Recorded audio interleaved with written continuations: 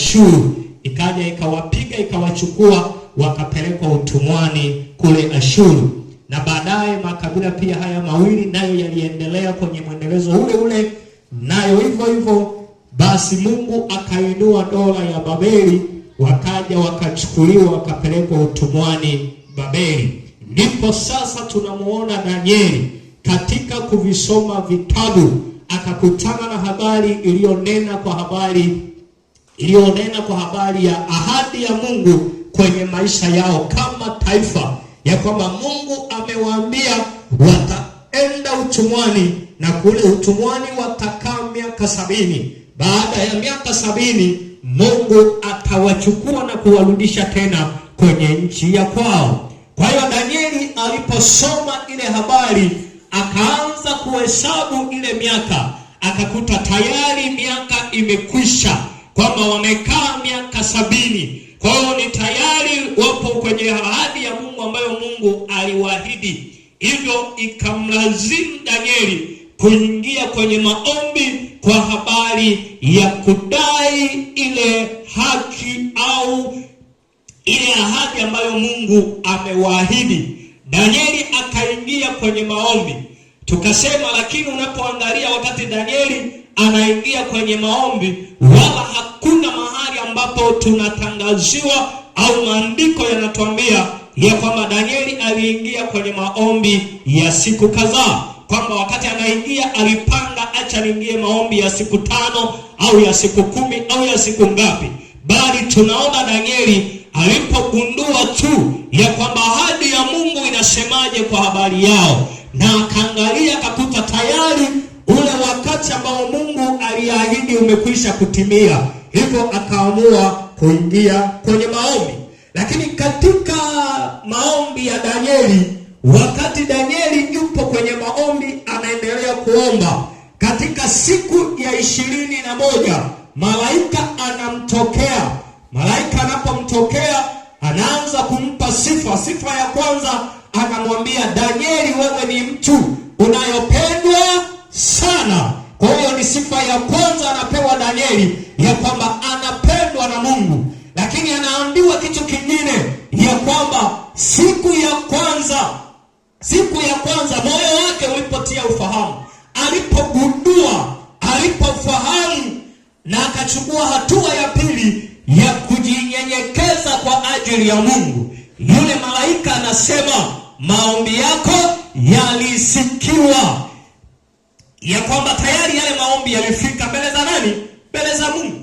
Na anamwambia kwa ajili ya hayo maombi yako, kwa ajili ya hayo maneno yako, kwa ajili ya hayo ndo mimi nimekuja.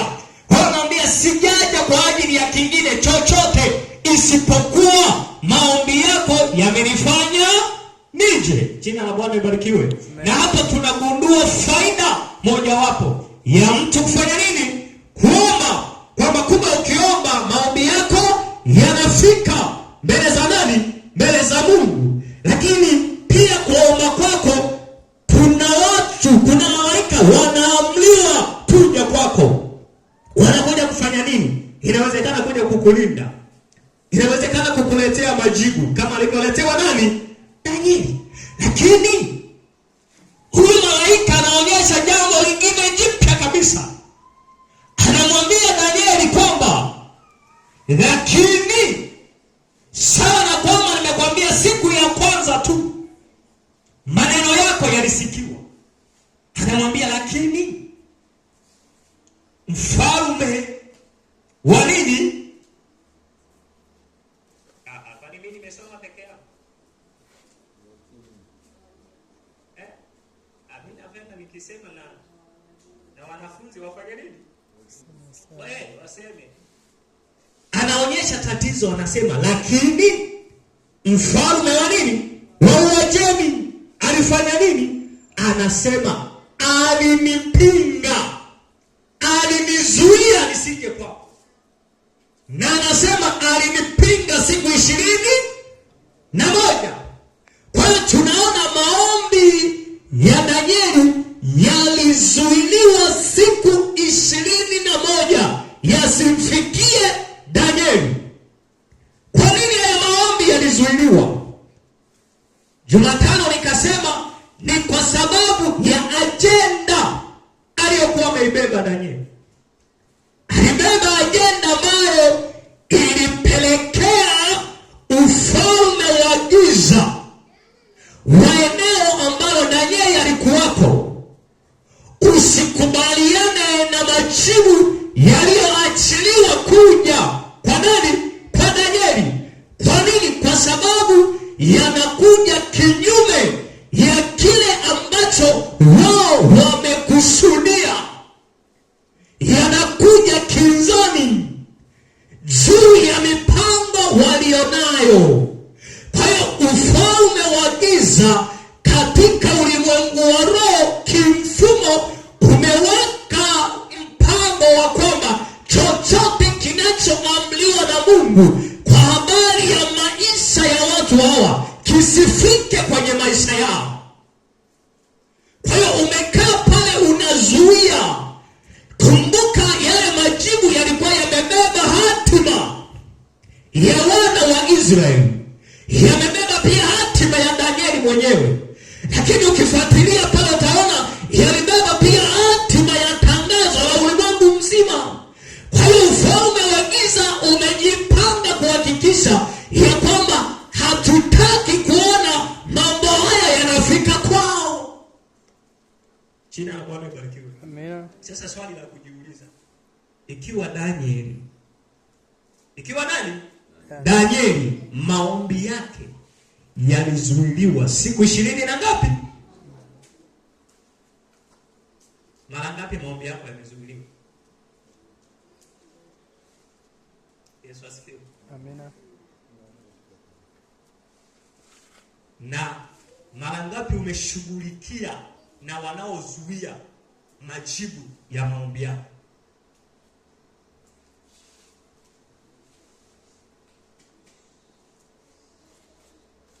Kama Danieli majibu ya maombi yake kutoka kwa Mungu, kwa maana hiyo ungeliangalia hapo ulikuwa unafanya hivi. Unapoenda kwa Mungu mwambie, mbona gari ambayo walikuwa naomba kilala haipo, nishampa. Afu kija kwa kilala unamkuta bado anatembea kwa miguu. Hivyo unanielewa? Lakini ukienda kwa Mungu anakuambia, mbona mume wako nimeshakupa? Alafu ukija kwenye maisha yako bado hujaolewa, bado bache, unaendelea na maisha ya kawaida.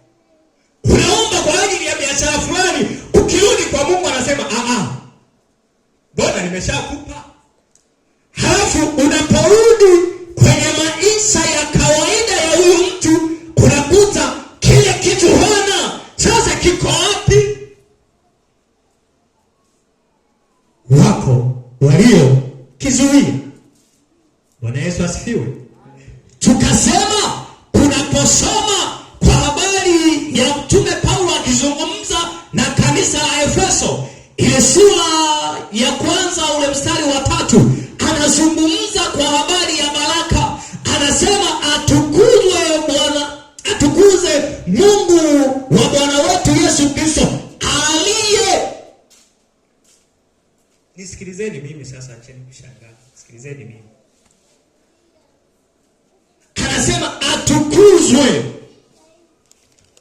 Mungu wa Bwana wetu Yesu Kristo aliye tubariki kwa baraka zote. Hakusema atakaye, akasema aliye. Huo ni kitu ambacho tayari. Lakini tukirudi hizo baraka tunaziona hazipo. Ziko wapi? Ukisoma mwishoni pale anaendelea, anasema katika ulimwengu wa roho. Tumesema ulimwengu wa roho ni ulimwengu upi huo? Nikasema kuwa ulimwengu wa roho ndio ulimwengu unaoumba mambo. Ulimwengu wa roho ndio ulimwengu unaoamua mambo. Hiyo ulimwengu wa roho upande wa ufalme wa Mungu au ulimwengu wa roho upande wa ufalme wa giza, wenyewe ndio unaamua mambo. Halafu ulimwengu wa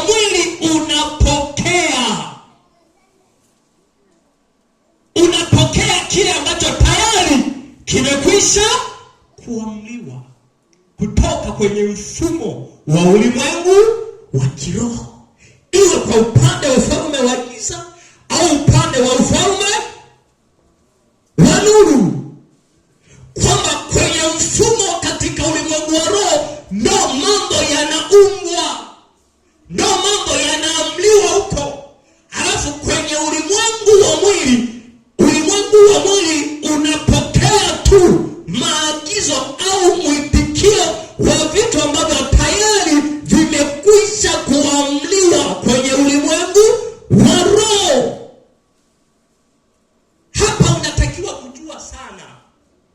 Yaani ukijua hapa, hata namna ya maombi yako hautaomba kilegevu. Yaani ukijua hapa, hata namna ya kupigana kwako hautapigana kilegevu. Kwa nini? Kwa sababu ulimwengu wa mwili unapokea tu matokeo. Sasa kibaya zaidi, sasa sisi tumefanya juhudi, tumefanya bidii katika ulimwengu unaopokea matokeo. Hivi tunaelewa? Halafu kwenye ulimwengu unaoumba mambo, kwenye ulimwengu unaoamua mambo, tumekuwa walegevu. Nikasema hata ukiangalia Yesu anaingia hekaluni, anafungua maandiko yaliyomhusu yeye, anasema Roho Bwana juu yangu, naye amenitia mafuta kwa ajili ya kuwahubiri maskini habari njema, kwa ajili yao waliofunga wapate kufunguliwa, kwa ajili yao walioonewa, kwa ajili yao. Akataja mambo mengi pale, lakini ukifuatilia alipotaja hayakutokea. Yesu asifiwe. Halafu ukifuatilia imekuwaje sasa? Anapotoka kule Yordani kwenda kubatizwa na Roho Mtakatifu amekuja ndani wake. Kumbuka huyu ni Mungu 100%, ni Mungu mwenye vyote, lakini anaingia kwenye maombi ya siku 20, ya siku 40. Anaingia kwenye maombi ya siku ngapi? Sasa swali, kwenye haya maombi alienda kufanya nini? Yesu asifiwe. Amina. Jina Bwana barikiwe. Amen. Amekuja kwenye dunia inayomilikiwa kimifumo. Nani anamiliki hiyo dunia kimifumo? Yupo aliyekabidhiwa dunia, anaitwa ni Mungu wa dunia hii. Na kwa kuwa yeye ni Mungu wa dunia hii, ameweka mifumo, na hiyo mifumo ndo inaamua mambo kwenye hiyo dunia. Kwa hiyo anapokuja kwenye hiyo dunia, anaamua kuingia kwanza kwenye maombi ya siku 40 ili akaifungue mifumo, ili akafungue hatima za watu ambazo zimekamatwa kimifumo katika huo ulimwengu wa roho. Kwa hiyo akafungua vile vifungo kwanza, anapokuja nje anasema upate kuona.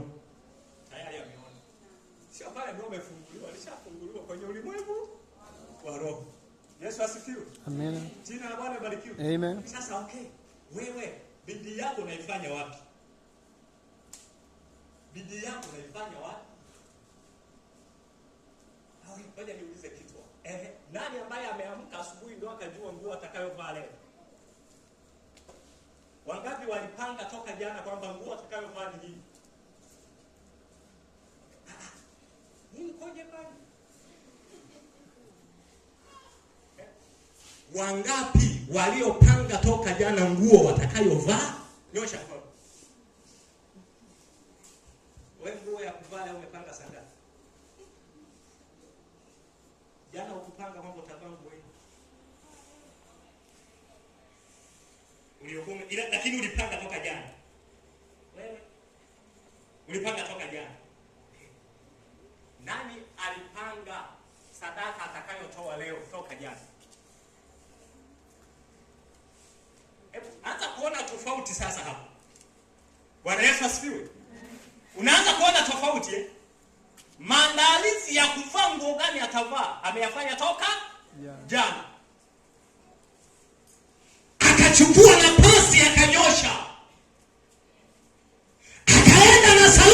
kuchafuka.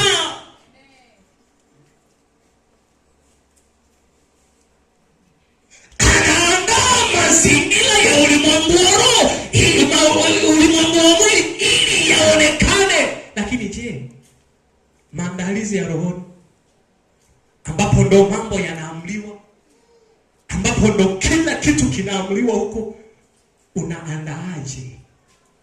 Unaandaaje? Nani alianza toka jana kuanza kuomba kwa habari ya chakula atakachokuja kula leo? Maana anajua kwamba kesho ni Jumapili, ninaenda kula. Akaanza kumwambia Bwana, Baba, ninaomba kesho nikale pilau na nyama. Nimechoka na mchicha, nimechoka na ugali, nataka pilau kesho. Nikifika kwa kanisani, Bwana, ninaomba chakula kitamu kama pilau tamu lilivyo kwenye maisha ya kimwili. Naomba kesho uniandalie pilau ambalo ni neno lako. Yesu asifiwe. Amen. Jina la Bwana. Amen.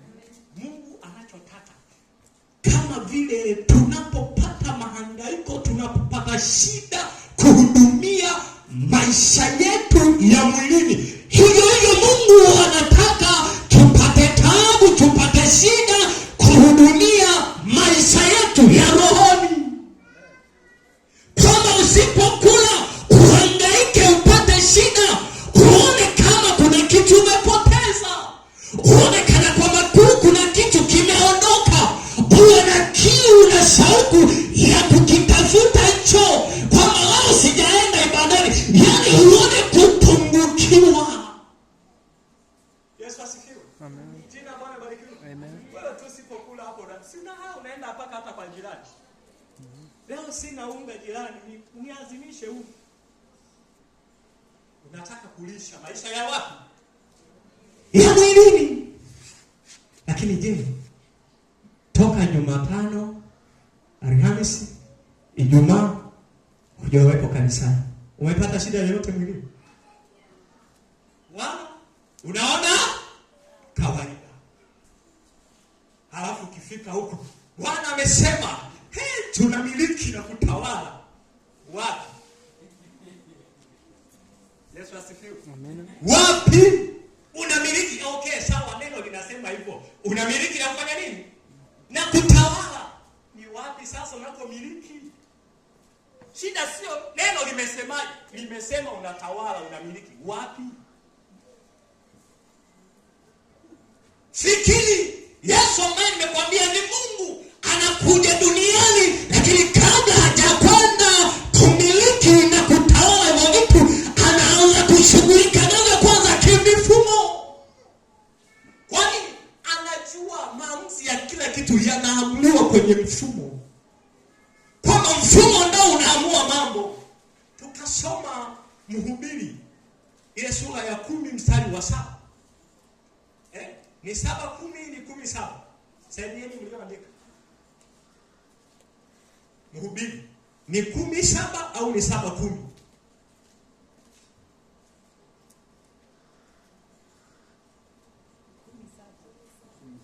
Ni 17, si ndio? Tukasoma Mhubiri anatambulisha jambo la ajabu sana. Anasema kuna kitu anachokiona hakielewi. Anauliza ni kitu gani? Anasema ninawaona watumwa wakiwa wamepanda farasi. Anasema ninawaona wakuu wakienda kwa miguu kwenye hiyo nchi kama watumwa. Anatambulisha ulimwengu wa roho.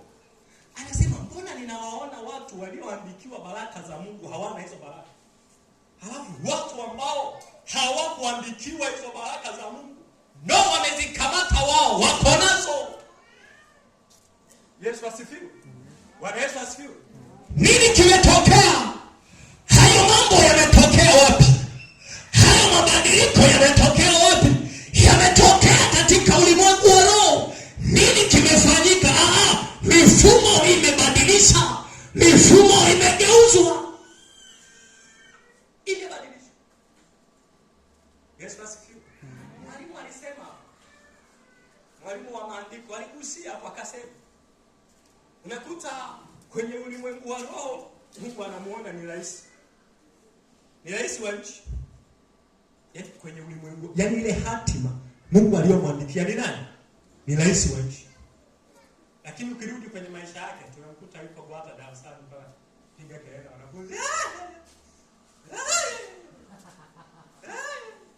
Ukirudi kwa Mungu leo anambia wewe ni rais. Ngoja nikwambie mtakatifu wa Mungu. Yaani siku tutakapofika kule mbinguni, halafu kule sasa tutaona zile hatima zetu zenyewe, tutashangaa. Nakwambia, tutafanya nini? Tutashangaa. Halafu tukimuuliza Mungu, mbona haukutupa? Anasema, nyinyi ndio hamkuchukua. Mimi niliwaambia, nimewabariki kwa baraka zote. Tungezichukuaje? Anasema, mimi niliwaambia, twaeni silaha zote. Nimewapa silaha. Twaeni muende mkafanya nini? Mkapigane. Sasa tunapigana na nani? Tumeokoka na Yesu yuko upande wetu. Sasa tunapigana kwa ajili ya nini? Si tulale tu mpaka asubuhi tunakoroma tu.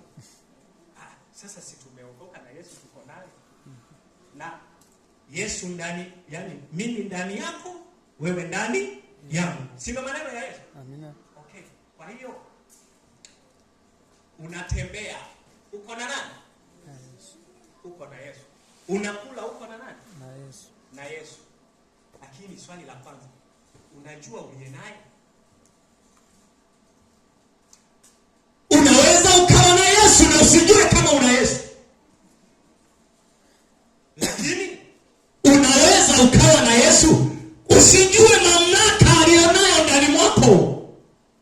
Unatembea uko na Yesu, lakini ujui uko na Yesu wa namna hii.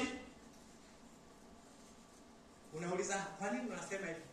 Wanafunzi walitembea na Yesu wakijua ni Yesu, lakini hawakujua mamlaka aliyonayo.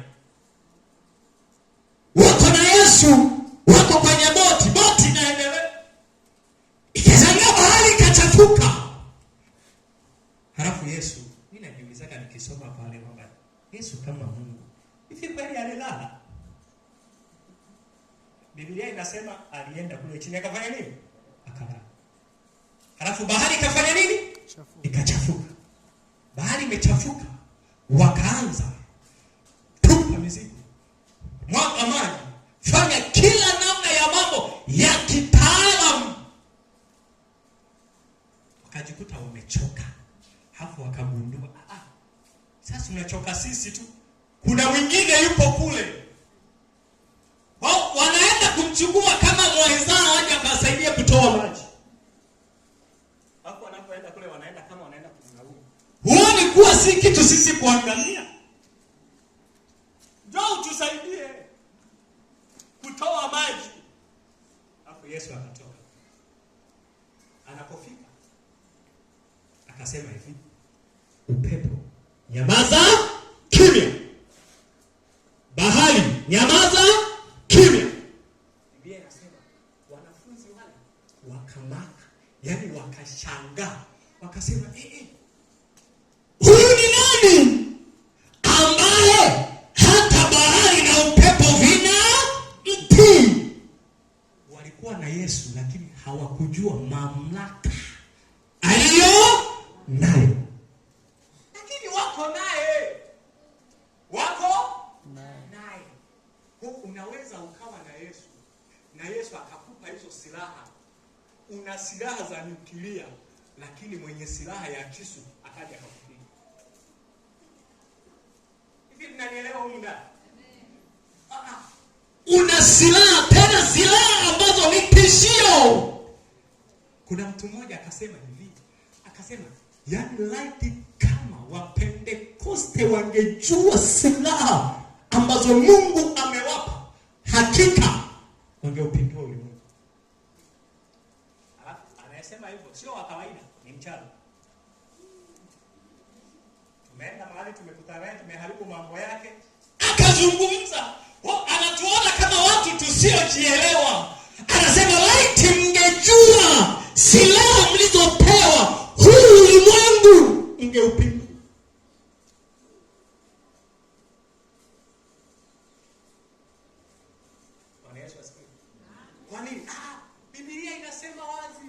silaha zetu zina uwezo wa kufanya nini? Wa kuangusha ngome. Zina uwezo wa kuangusha ngome. Lakini je, tunazitambuaje hizo silaha? Tunazibebaje hizo silaha? Tumekaaje ndani ya hizo silaha? Tumejibidishaje ili sasa hizo silaha ziwe na nguvu kwenye maisha yetu? Ziwe na nguvu kwenye maisha yetu. Yesu asifiwe. Bwana Yesu asifiwe. Sasa wewe ambaye haukuwepo ambaye haukuwepo, sasa kile ambacho Bwana atakuwa anakupa utakuwa unakipata. Sasa nisikilize. Tumezungumza kwa habari ya mifumo. Tumesema mifumo hiyo, mfumo wa ulimwengu wa nuru, mifumo ya ulimwengu wa giza. Lakini pia tukasema Mungu ametupa nafasi ya kushughulika. Ametupa nafasi ya kushughulika na mifumo iliyoamliwa katika ulimwengu wa giza. Yaani wewe umepewa nafasi ya kufanya nini? Ya kushughulika na mifumo iliyoamliwa kwenye ulimwengu wa giza. Sikiliza. Mifumo hiyo ya ulimwengu wa giza inafanya maamuzi kwa habari ya maisha yako. Hawapendi kuona ukiendelea. Kwa hiyo wanapokaa kwenye vikao vya kwao, ungewauliza wachawi wangekwambia. Ungewauliza wale wa wizara nyingine ile ya majini wangekwambia. Namna wanapokaa vikao vya nini? Vya kuamua hatima ya maisha ya kwako. Wanaamuaje? Wanaamua kinyume na vile Mungu ametaka iwe kwenye maisha yako. Na vita pekee wanayoifanya ni kinyume cha hatima ya maisha yako halisi ambayo Mungu ameyakusudia kwenye maisha yako. Kwa hiyo Mungu amekusudia maisha ya uponyaji. Wao wanakaa vikao kwa ajili ya kubadilisha hiyo hatima ya uponyaji kwako. Kwa hiyo wanaamua hatima ya kuendelea kuwa na magonjwa. Yesu asifiwe. Bwana Yesu asifiwe. Lakini usisahau wanaamua kutoka wapi? Mwilini hakuna chochote kinachoamliwa. Mwilini ni kupokea. Mwalimu alisema kwenye Isaya, anasema kwa ajili yetu mtoto amefanya nini? Amezaliwa. Hakusema mtoto atazaliwa. Ni kitu ambacho tayari. Lakini ungelimfuata Isaya ukamuuliza, okay Isaya, huyo mtoto yuko wapi? Asingekuonyesha. Labda angekubeba akaenda na wewe kwenye mifumo ya ulimwengu wa roho ambapo yeye amefanya nini? Amemuona. Angekwambia yule kule. Kwa nini? Ndio kitu kimeamliwa kinakuja mwilini. Na chochote kikiamliwa huko, ulimwengu wa mwili unakipokea. Kwa hiyo hata habari ya maisha ya baraka zetu yanaamliwa kwenye huo ulimwengu. Sasa kwa kuwa Mungu ametupa kushughulikia na hiyo mifumo katika huo ulimwengu wa giza, tunashughulikaje sasa? Lazima tujue tunashughulika na vitu gani ambavyo vimewekwa kwenye mifumo vinazuia au inabeba yale mambo ya kwetu, ili tuweze kushughulika nayo, yaachie baraka zetu, yaachie ushindi wetu, yaachie yale matokeo ya kimungu kwenye maisha yetu ambayo Mungu ameamua. Waefeso 6:12.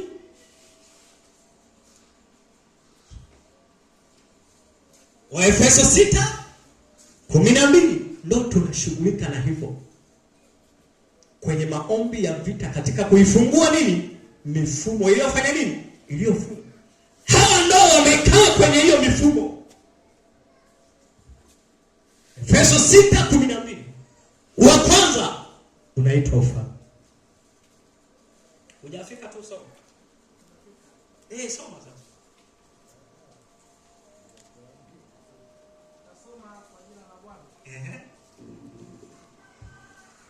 Kwa maana kushindana kwetu sisi, twende taratibu sasa. Kwa maana kushindana kwetu sisi, sema mimi. Sema tena mimi. Kwa sasa hapo anasema na wewe. Anakwambia aisee, kwa maana kushindana kwako wewe si juu ya damu na nyama. Anakataa kabisa. Anasema mapigano yako wewe, mashindano yako wewe hayapo kwenye damu na nyama. Kwa nini hayapo kwenye damu na nyama? Kwa sababu damu na nyama inapokea matokeo tu, inapokea maagizo yaliyoagizwa na ulimwengu wa roho. Bali ni juu ya mamlaka, juu ya falme. Bali ni juu ya falme. Hiyo ni namba moja. Anasema tunashughulika na falme. Kwa nini falme? Ziko falme za ulimwengu wa giza zinakaa zinaweka mikakati ya kwamba sawa ameamua kuokoka sawa, lakini tunachohakikisha hadumu kwenye huo wokovu. Ziko falme zinakaa zinasema tulikuwa tumemmiliki sisi, lakini amechomoka sawa, lakini tutahakikisha biashara yake haiendi. Ametukimbia sawa, wanasema, lakini tutahakikisha maisha yake ya kawaida kwenye mwili wake ni magonjwa kila paitwapo. Leo tutahakikisha akipata pesa ni lazima tumtafutie njia mbadala ya hiyo pesa kuondoka, asifanye kile ambacho anatakiwa kukifanya. Ndio maana kule kwa Danieli malaika anamwambia aliyemzuia ni nani? Ni mfalme. Hapo anatuambia tunapigana na wafalme. Tunapigana na falme. Falme ipi tunayopigana nayo? Ni falme ya ulimwengu wa giza. Kwa nini tupigane nayo? Kwa sababu iko kinyume na makusudi ya Mungu, iko kinyume na maagizo ya Mungu, ipo kinyume na mapenzi ya Mungu. Kwa hiyo wakati mwingine hii falme inaweza ikipigana vita kwa mtazamo ambao wewe unautazama, ikapigana vita kiujanja, kwa sababu wakati mwingine hii falme inafanya kazi kwa weledi sana. Ndio maana Yesu akasema nimewapa amri ya kukanyaga nyoka na nge na nguvu zote za.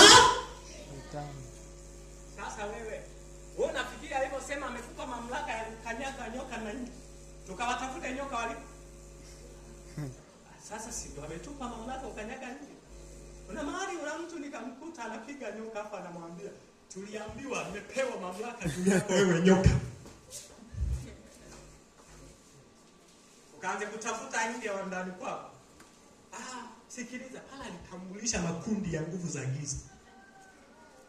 Anasema kuna nguvu za giza ambazo zina uwezo wa kuwaua kama ilivyo sumu ya nyoka. Kwa hiyo na zenyewe zina sumu ya kuwamaliza. Anasema mbali na hizo sumu walizonazo wao, mimi Mungu ambao nimekuja kwenu nimewapa nguvu ya kuzikanyaga. Anasema nimewapa nguvu ya kuzishughulikia. Ni jambo jema sana. Kumbe hata kama wamesema mwezi huu hatatoboa, wamekaa wakapanga ya kwamba mwezi huu hatapenda popote. Tumepewa nguvu, tumepewa mamlaka ya kushughulika nao. Tunashughulika nao wapi? Kwenye mfumo. Amina. Unanielewa? Amina. Kwa kuzungumza kwa habari ya nyoka, sio kamuonea nyoka kiumbe cha Mwenyezi Mungu bure. Umemwona mpige tu, malizana naye, lakini usianze kumnukulia andiko. Bwana amesema kufundisha kundi la nini? La nguvu ambazo zina uwezo, zina sumu kama ya nini? Kama ya nyoka, zenye uwezo wa kumaliza maisha ya mtu. Inawezekana isiwe uwezo wa kuondoa uhai wako, lakini uwezo wa kupoteza kabisa hatima ya maisha. Zina uwezo wa kupoteza kabisa biashara yako. Zina uwezo wa kupoteza kabisa kazi yako. Mungu anasema nimewapa hiyo amri ya kuzikanyaga hizo nguvu. Hajasema yeye Mungu nitakuja kuzikanyaga. No. Anasema mimi Mungu nimewapeni nyinyi amri ya kufanya nini? Ya kuzikanyaga. Kwa hiyo sasa ni nyinyi wenyewe mkiamua mzikanyaga kupitia hiyo amri, sawa. Msipofanya hivyo, kwa hiyo kinyume chake, zenyewe zinafanya nini? Yaani hiyo ndio sheria ya ulimwengu wa roho. Ukiacha kukesha, wanaokesha watakutawala. Yaani utake usitake. Tunaelewa? Hatujamaliza andiko Ya pili, na mamlaka. Na mamlaka. Hizo falme, ndani ya hizo falme zina mamlaka. Kwa hiyo hayo mamlaka ndio yanafanya kazi. Umenielewa? Wamepewa mamlaka. Ndio maana unasema hatuondoki, ni wa kwetu. Hiyo ni mamlaka. Wameipata wapi? Kwenye ufalme waliotumwa. Maana kinachotuma ni mamlaka. Leo rais akisema kesho shule zote za shule ya msingi na sekondari wanafunzi hamna kwenda shule, unamtii rais, unatii mamlaka. Unatii mamlaka iliyoamriwa na nani? Na rais, iliyoamriwa na mfalme. Ndio maana ameanza kwanza, mnashindana na falme kichwa, halafu mkitoka mnakuja kwa mamlaka, maagizo yaliyoagizwa na hiyo falme ya ufalme waagiza kwenye maisha yako ni ipi? Ambayo hiyo ndio unatakiwa ushughulike nayo kwenye mfumo. Hiyo ndio unatakiwa uiteketeze kwenye mfumo. Hiyo ndio unatakiwa upambane nayo kwenye nini? Kwenye mfumo. Wameagizwa mamlaka ipi? Tumemwona yule. Tumemtega tu ili tujue maagizo yake ni yapi. Ili tujue namna ya kushughulika na maagizo yake.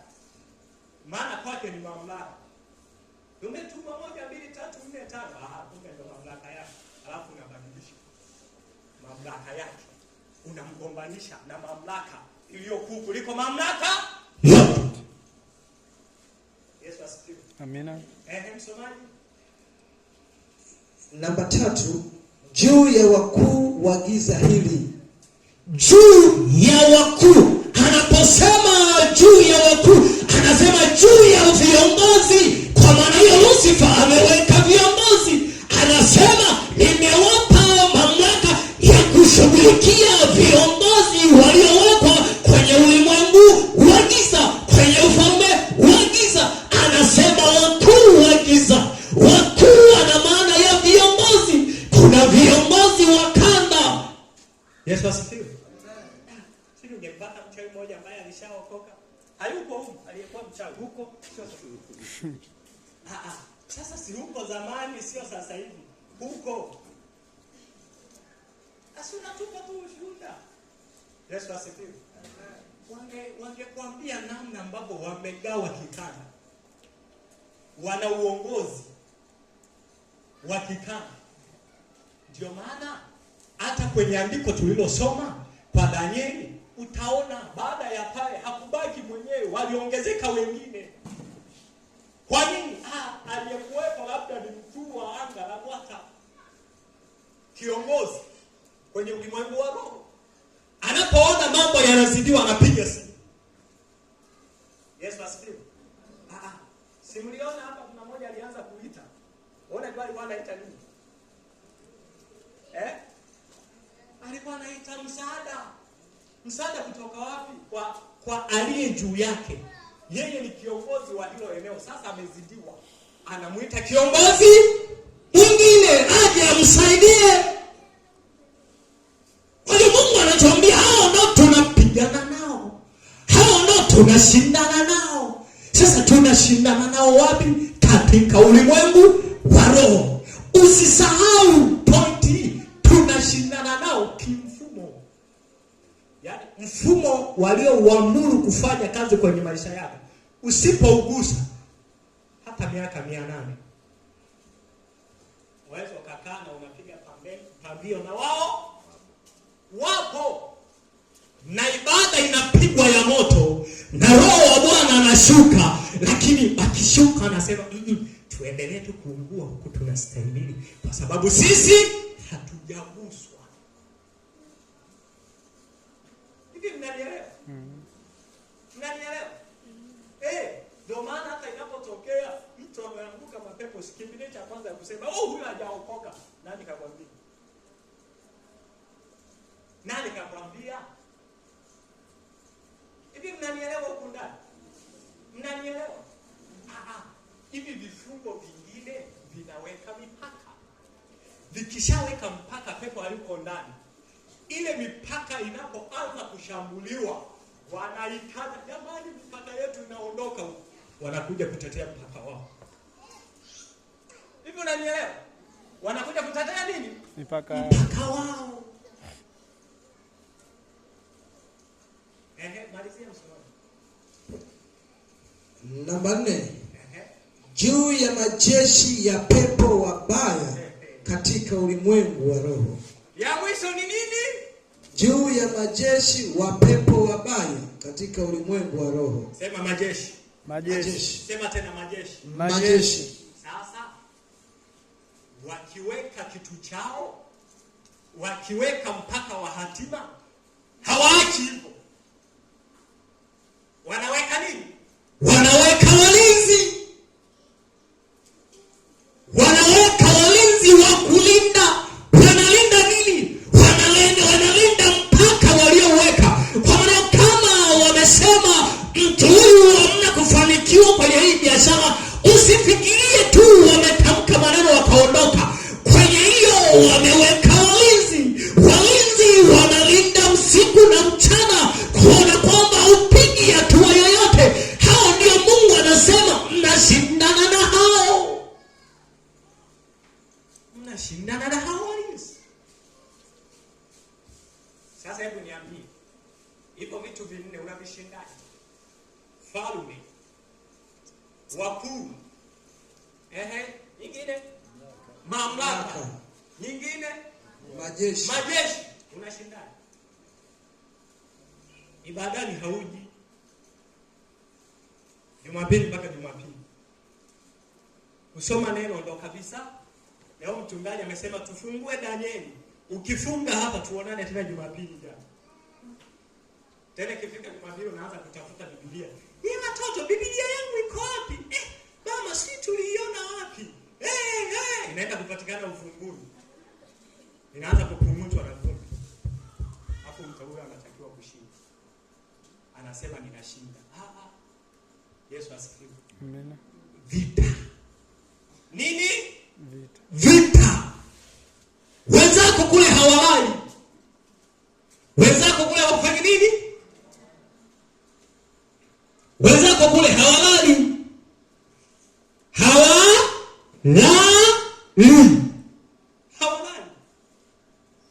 Kila ukifika usiku hao wanaenda kwenye kikao. Tumemwona ameanza kuomba. Sasa unajiuliza sasa kwani kuomba kwake kuna wasili nini? Akiendelea kuomba atategua mtego. Wanaanza kupanga. Ameanza kuomba. Tufanyeje sasa? Wanajaribu kukuzuia kuomba, wanakuona unaendelea kuomba. Wanajitahidi kuzuia ili usiombe, wanaona unaendelea kuomba. Wanasema okay sawa. Tumuondoe kwenye reli. Tukimuondoa kwenye reli, atakuwa anaomba, lakini maombi yake yatakuwa hayafiki. Hivi unanielewa? Unanielewa? tumemzuia kuomba. Tumefanya nini? Tumeshindwa. Tunafanyaje? Vikao hivyo, wanakaa vikao, wanaanza tufanyeje, kwamba tumuondoe kwenye njia ili akiomba maombi yake yasifike. Kwa nini? Kwa sababu Mungu anasema hayo maombi yake yafaa mtu akiomba kwa bidii na awe mwenye nini? Mwenye haki. Tunamwondoaje sasa? Kwamba tukimwambia akanywe pombe anajua kuwa ni dhambi. Tukimwambia kazini anajua kuwa ni nini? Ni dhambi. Tunafanyaje? Mpe hasira. Unanielewa? Mpe nini? Hasira.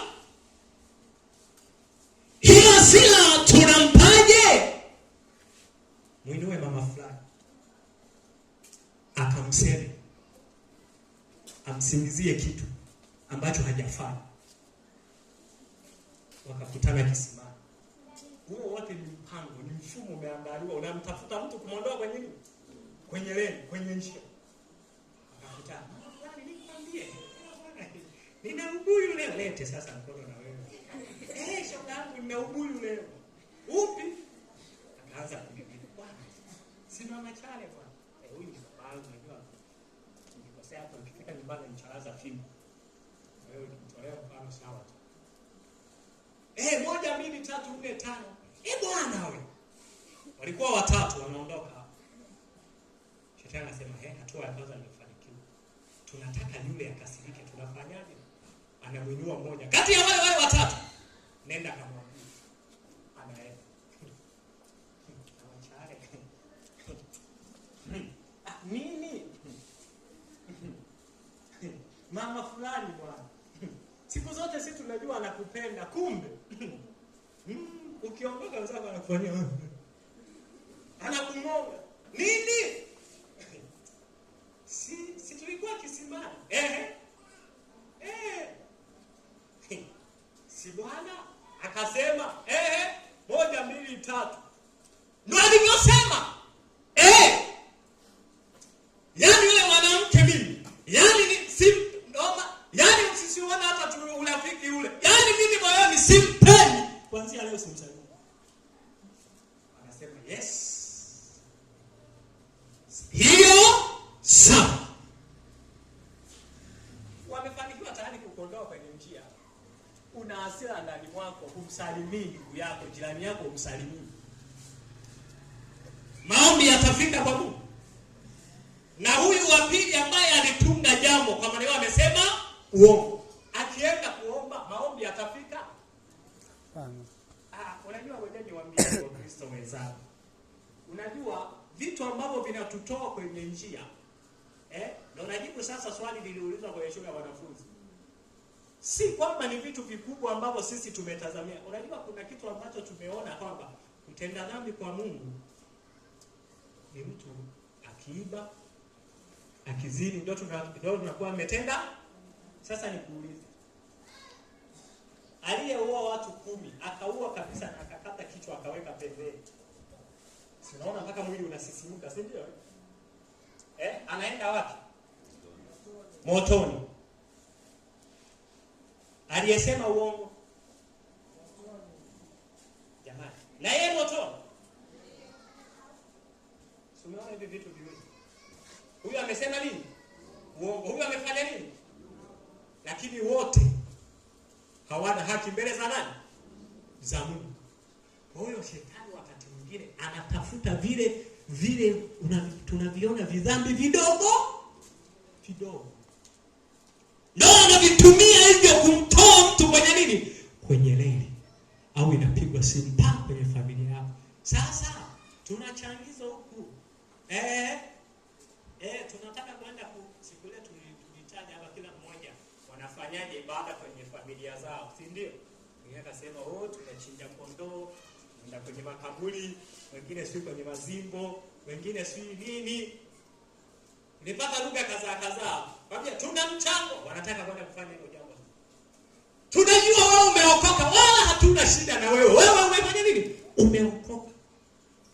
Lakini ili tusikutenge, tutumie mchango. Sema, kama mchango sawa, ila mimi siwezi kushiriki. Akamwambia, hamna shida, hatuna shida na wewe kabisa. Wewe tutumie tu nini? Mchango.